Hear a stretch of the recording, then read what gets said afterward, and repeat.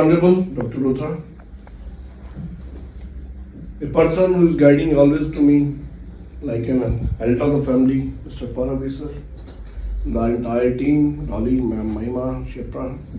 Sir ने बड़ी अच्छी बात कही कि प्रेशर लेना है लेकिन लिमिटेड सा लेना है।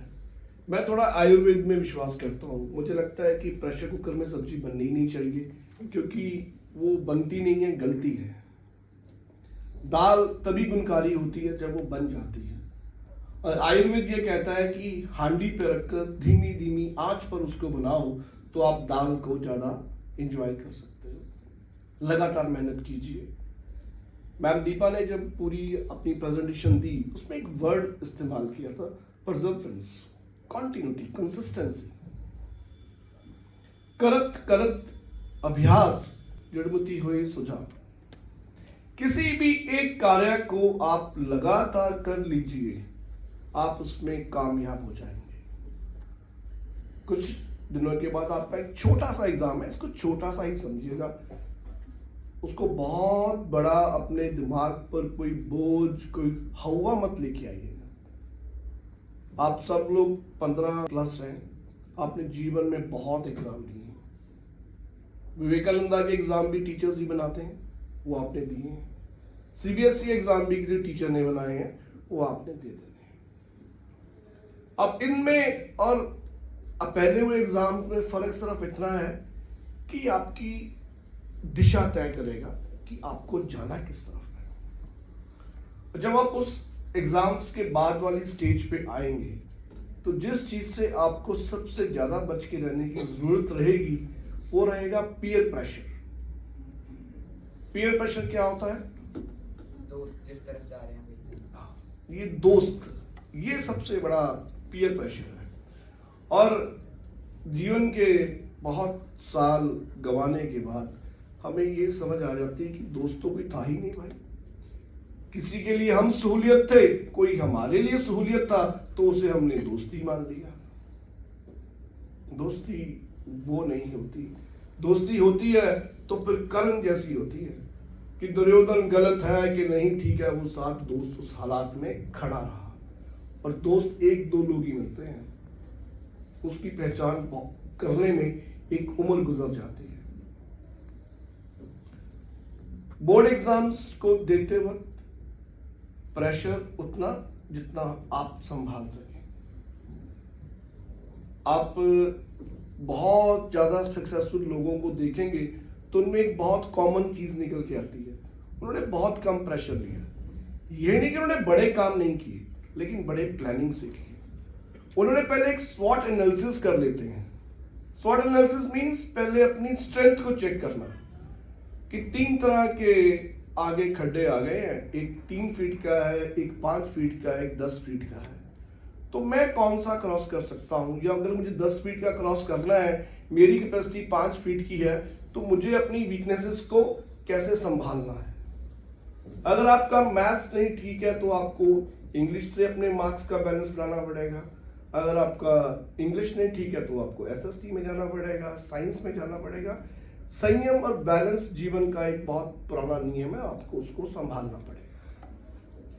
अब बात आती है रिसोर्सेज की। जिस चीज को सभी लोग कर्ज कर रहे हैं, मैं उसको अपॉर्चुनिटी मानता हूं, जिसको मोबाइल कहते हैं। वो आपके पास एक ऐसा स्रोत है, वो एक ऐसा सोर्स भगवान ने आपको दे दिया है, जैसे हथियार के रूप में। ये कहा जाता है कि अगर विश्व में शांति बनाए रखनी है तो हथियार जरूरी हैं, क्योंकि लड़ाई हमेशा ताकतवर और कमजोर की होती है। दो ताकतवर कभी नहीं लड़ते हैं। Reason, anybody can guide me on this?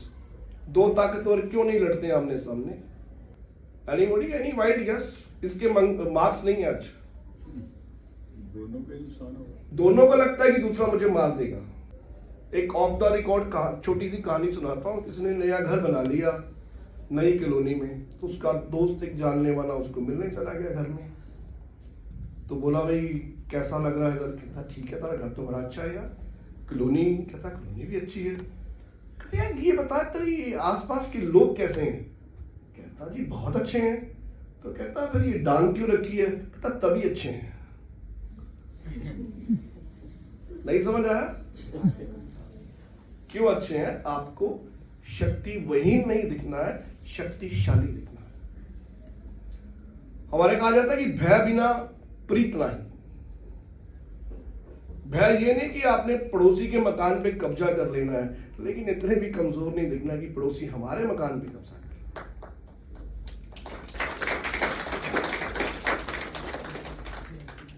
राहत साहब का मुझे एक शेर याद आ रहा है कि आपकी एज के लिए बहुत जरूरी है। राहत साहब ने लिखा है कि तूफानों से आंख मिलाओ, सैलाबों पर वार करो। तूफानों से आंख मिलाओ, सैलाबों पर वार करो। मल्लाहों का चक्कर छोड़ो, तैर के दरिया पार करो। मल्लाह कहते हैं जो कश्ती को चलाता है। आप अपने जीवन के उस एग्जाम की तरफ जा रहे हैं जहां आपको एक छोटा सा नदी पार करनी है ताकि आप आने वाले समुंदर से जूझ सकें। समुंदर में हर आदमी को जाना पड़ता है।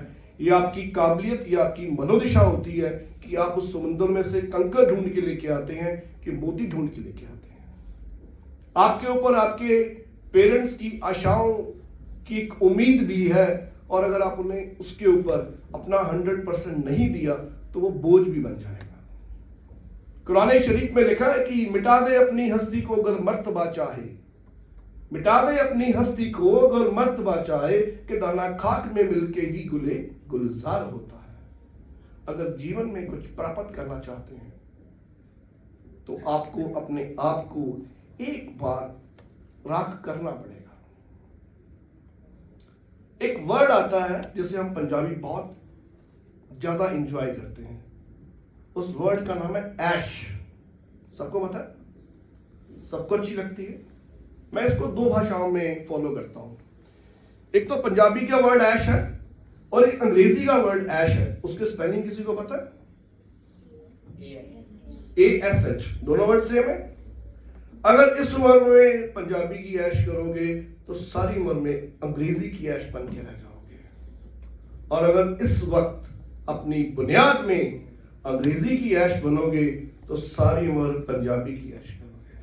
आपको अपने ख्वाब देखने हैं। आप जिस घर में साइकिल, मोपेड या अल्टो कार या इनोवा कार है आपके पास, और आप दुनिया की सबसे अच्छी चीजों को एंजॉय करना चाहते हैं, तो आपके माँ बाप आपको यही दे सकते थे कि आपको उस एजुकेशन इंस्टीट्यूशन में लेके आए जहां पर फैकल्टी के साथ फैसिलिटी हो और आपको एक दिशा की तरफ लेके जाया जा सके। जिस एज से डॉक्टर रुद्रा इतनी एनर्जी के साथ आपको आके गाइड कर रहे हैं, मैं really I am feeling very lucky कि मेरे सिर पे यह हाथ है। मैं कल रात को लैंड किया इंडिया। 3 दिन का बड़ा छोटा सफर था। वहां कुछ इंडियंस के साथ कल सुबह ही एक स्पोर्ट्स इवेंट था। इतना मतलब जोश आया उस स्पोर्ट्स इवेंट में जाने के बाद। छोटे छोटे बच्चे जब विदेश की धरती पर आप अपने राष्ट्रीय गान को बजते हुए देखते हैं, आपका राष्ट्रीय ध्वज वहां शान से लहराया जाता है, इससे कोई बढ़िया मूवमेंट नहीं हो सकती है। आपके मोबाइल ने आपको दुनिया देखने का एक बहुत बड़ा जरिया दे दिया है। अब उसमें से निकाल के क्या लेके आना है वो आपकी अपनी इच्छा है। हमें मालूम है कि मार्क्स आप ले लेंगे, you are capable enough to get the marks, लेकिन क्या उन मार्क्स को लेने के लिए जो जो आपने मीन्स इस्तेमाल किए हैं वो अनफेयर तो नहीं है? क्या उसमें भी आप बहुत कॉम्प्रोमाइज तो नहीं करके जा रहे? विवेकानंद वर्ल्ड स्कूल के चेयरमैन के नाते जो मुझे पिछले कुछ इवेंट्स के दौरान एक चीज बहुत सुकून दे रही है कि हम बच्चों को मंच पर लाकर अपनी बात आत्मविश्वास के साथ कहने में कामयाब हो रहे हैं। इसके लिए मैं आपसे चाहूंगा कि आप सारी टीम के लिए जोरदार क्लैपिंग कीजिए। वसीम साहब का शेर है कि कौन सी बात कहां कैसे कही जाती है, यह सलीका हो तो हर बात सुनी जाती है। जब ये टीवीज या न्यूज में ये सुनने को मिलता है कि उस कक्षा के विद्यार्थी ने आत्महत्या कर ली, क्यों कि वो नीट नहीं क्रैक कर सका या वो जेई नहीं कर सका, कोई फर्क नहीं पड़ता। ये सारी दुनिया ये डॉक्टर या इंजीनियर्स नहीं चलाते हैं। ये कोविड अभी हमारे पास से गुजरा है, आप उस वक्त बहुत छोटे नहीं होंगे, आपने भी उसको देखा होगा। सभी इंजीनियर्स फेल थे, सभी डॉक्टर्स फेल थे, सिर्फ इंसानियत ही जिंदा थी। वही बचा जिसका कोई ना कोई था, जिससे किसी ना किसी ने कोई रूहानी नाता था, वो लोग बहुत जिंदा रहे। करोड़पति लोग भी बेचारे, तब उन्हें पता लगा कि रिश्तों की अहमियत क्या होती है। ये जीवन हमें सिर्फ भौतिक चीजों के लिए नहीं मिला, ये हमें मिला है बैलेंस बना के रखने के लिए। तो जब अब आप अपने इस एग्जाम में जा रहे हैं जीवन के, उसके साथ साथ मैं आपसे ये इच्छा भी रखना चाहूंगा कि जब आप इस एग्जाम को दें तो जो कुछ थोड़ा सा आपके पास वक्त मिले उसमें आत्ममंथन कीजिएगा। एज ए स्टूडेंट आप क्या कंट्रीब्यूट कर रहे हैं अपने परिवार के लिए, अपने मोहल्ले के लिए, अपने इस शहर के लिए, अपने इस देश के लिए। आप कर सकते हैं, अपने स्टडी टेबल को साफ करके अपनी मदर की मदद कर सकते हो। अपना बेड सुबह उठ के बनाकर आप अपनी मदर की बहुत एंजाइटी कम कर सकते हो, और अपनी ब्रेकफास्ट में जाके साथ में खड़े हो जाने से उन्हें बहुत हौसला मिलेगा। हर आदमी कंट्रीब्यूट कर सकता है। हमारे धर्म भी कहते हैं कि हमें दसवंध निकालना चाहिए, लेकिन हम उस दसवंध का अक्सर ये मीनिंग निकालते हैं कि घर में जो कमाई आती है उसका 10% हिस्सा दान कर दीजिए तो वो दसवंध हो जाता है। मैं थोड़ा सा अलग सोचता हूँ कि दसवंध होना चाहिए हमारी सोच का, दसवंध होना चाहिए हमारे समय का, पैसे का। अगर आपको भगवान ने इतनी समर्था दी है वो जरूर करना चाहिए। इन सब चीजों के साथ दिली दुआएं आपके साथ है कि इस पहले एग्जाम में आप लोग सेल थ्रू के आगे निकले, और उसके बाद जो भी लक्ष्य बनाए वो फैसला अंतिम रूप में आपका होना चाहिए, क्योंकि आपके ऊपर एक पीयर प्रेशर के अलावा एक और प्रेशर आएगा, that is called as parents pressure. आज की डेट में सबसे बड़ी प्रॉब्लम पेरेंटिंग है, क्योंकि इसके लिए कोई भी इंस्टीट्यूशन नहीं है। हर चीज की ट्रेनिंग दी जाती है लेकिन पेरेंटिंग की नहीं दी जाती है। हमें लगता है कि हमारे माँ बाप ने जैसे हमें पाला था, हमें अपने जो सपने अधूरे हैं वो अपने बच्चों के थ्रू पालने हैं। तो उसका एक बहुत सिंपल सा मैं आपको हल देता हूं, कम्युनिकेट विद योर पेरेंट्स।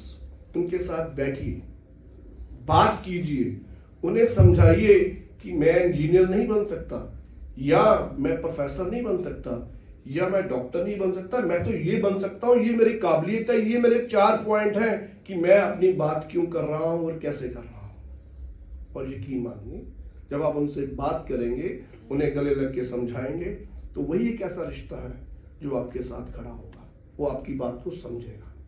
लेकिन अगर आप कम्युनिकेट नहीं करेंगे तो वो अल्टीमेटली आपके रिश्तों में एक खिंचाव ले आता है, एक डिप्रेशन का माहौल बन जाता है।